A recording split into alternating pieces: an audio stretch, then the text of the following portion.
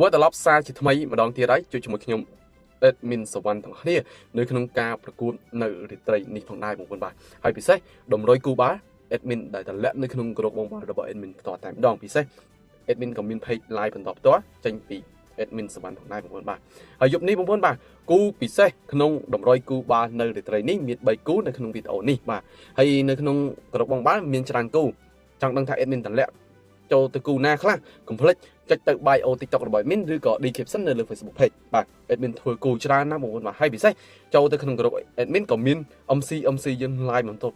ផងដែរបាទតោះចូលទៅតម្រុយគូបាននៅរាត្រីនេះបាទមាន3គូដូចជាយប់នេះ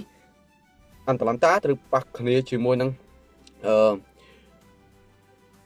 Graham Mones បាទអូ admin អត់ចង់ចេញមកមុនបាទចប់អង្គបាទ Graham Mones ហើយគូទី2 Roma ត្រូវប៉ះគ្នាជាមួយនឹងកាលីយ៉ារីបាទកាលីយ៉ារីនេះក៏ល្អដែរបងប្អូនបាទក្នុងការប្រកួតនៅរាត្រីនេះហើយគូទី3 Venaria ត្រូវប៉ះគ្នាជាមួយនឹង Espanyol ក្នុងលីក La Liga ផងដែរបងប្អូនបាទក្នុងការប្រកួតនេះបាទគូទី1តោះបងប្អូនបាទយប់នេះ admin ឲ្យបងប្អូនលេងទៅខាង Atalanta ឬក៏ over តែម្ដងបាទ Atalanta តឲ្យ Cremonese បាទចំនួនមួយគ្រាប់កន្លះឯណោះបងប្អូនបាទក្នុងការប្រកួតនេះហើយ Roma ឲ្យលេខបានបងតមួយគ្រាប់បាទហើយ